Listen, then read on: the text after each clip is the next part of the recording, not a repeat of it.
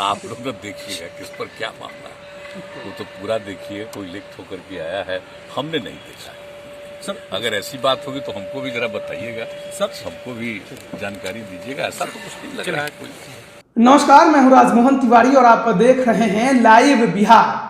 दिल्ली में प्रधानमंत्री नरेंद्र मोदी और गृह मंत्री अमित शाह से मुलाकात कर बिहार लौटे नीतीश कुमार से जब यह पूछा गया कि आपके कैबिनेट में शामिल 31 मंत्रियों में से 18 पर आपराधिक मुकदमे दर्ज हैं और उनमें से 14 पर गंभीर आपराधिक मुकदमे दर्ज हैं, इस पर क्या कहेंगे?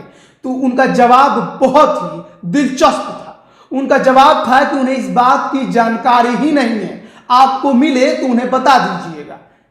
गजब की ये बात है कि बिहार के मुख्यमंत्री को अपने मंत्रिमंडल में शामिल मंत्रियों के बारे में ही जानकारी नहीं है। उनकी पूरी डिटेल कुछ वो जानते ही नहीं है कि किस पर क्या आपराधिक मुकदमे दर्ज है, किसकी क्या छवि है और वो मंत्री उनके कैबिनेट में शामिल है। गजब का यह संयोग है। बिहार के मुख्यमंत्री को शायद ये भी अब मालूम नहीं होगा कि खुद सीएम नीतीश पर एक गंभीर आपराधिक मुकदमा दर्ज है। खैर, उन्हें जानकारी नहीं है तो उनके जानकारी के लिए ही यह वीडियो हम बना रहे हैं, शायद उन तक पहुंच जाए। बिहार के जो कैबिनेट है उसमें 16 मंत्री बीजेपी के हैं और 12 मंत्री जेडीयू के हैं, जिसमें एक अभी हाल ही में जमा खान भी जेडीयू में शामिल हुए हैं, एक इंडिपेंडेंट है, एक हिंदुस्तानी अवाम मोर्चा के हैं और एक वीआईपी पार्टी से हैं। कुल 31 मंत्री हैं। लेकिन एडीआर ने जो रिपोर्ट जारी की है वो 28 मंत्रियों की विश्लेषण करके जारी की है, क्योंकि बीजेपी के एक मंत्री रामसूरत राय का शपथ पत्र कुछ सही से नहीं था तो उनका विश्लेषण नहीं किया जा सका।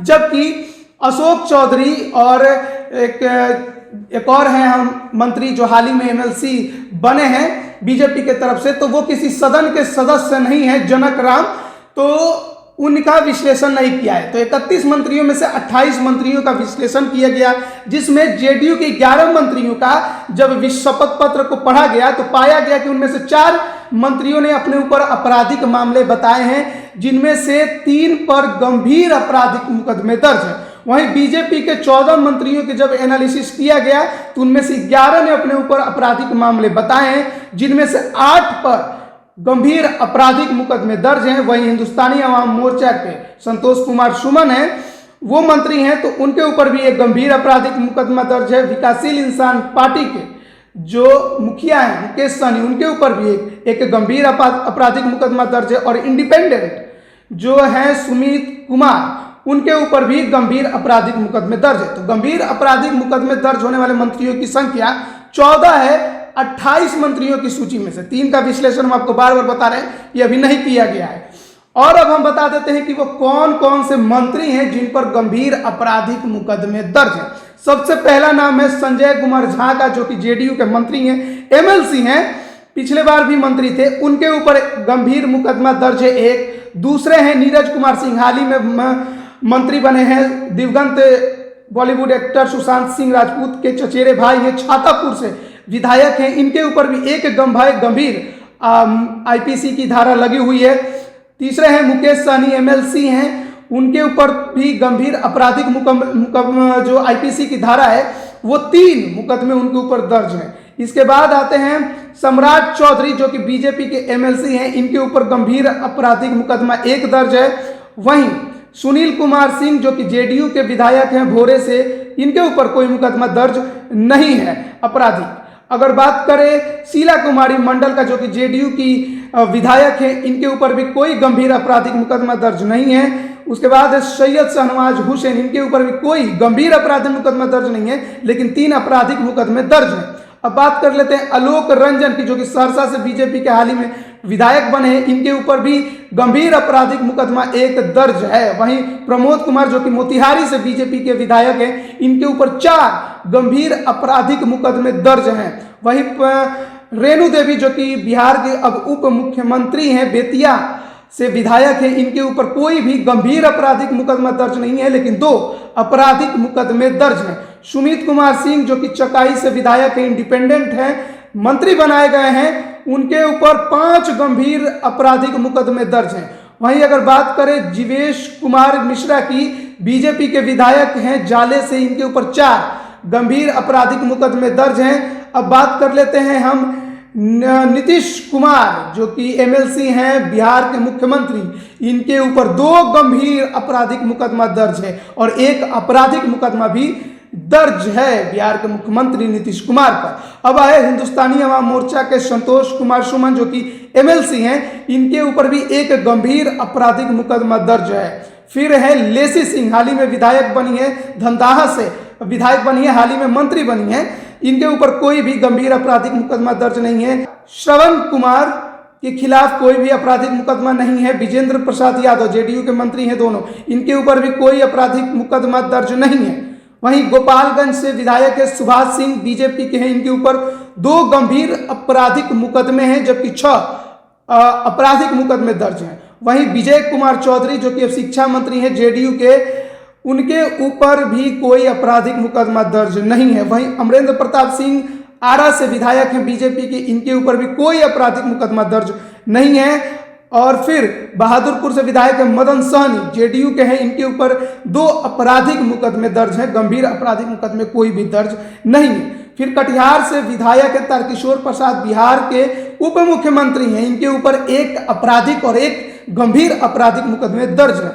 वहीं नूतन से विधायक हैं नारायण प्रसाद, बीजेपी के, इनके ऊपर भी कोई भी आपराधिक मुकदमा दर्ज नहीं है। नितिन नवीन बांकीपुर से विधायक है, पथ निर्माण विभाग के मंत्री बनाए गए हैं, इनके ऊपर 5 आपराधिक मुकदमे और 1 गंभीर आपराधिक मुकदमे दर्ज है।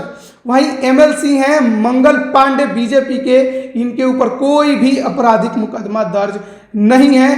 फिर है डॉक्टर रामप्रीत पासवान जो कि राजनगर से विधायक है बीजेपी के, इनके ऊपर 1 केवल आपराधिक मुकदमा दर्ज है। जयंत राज जो कि सबसे युवा मंत्री हैं बिहार कैबिनेट के, जेडीयू के मंत्री हैं, इनके ऊपर कोई भी आपराधिक मुकदमा दर्ज नहीं है।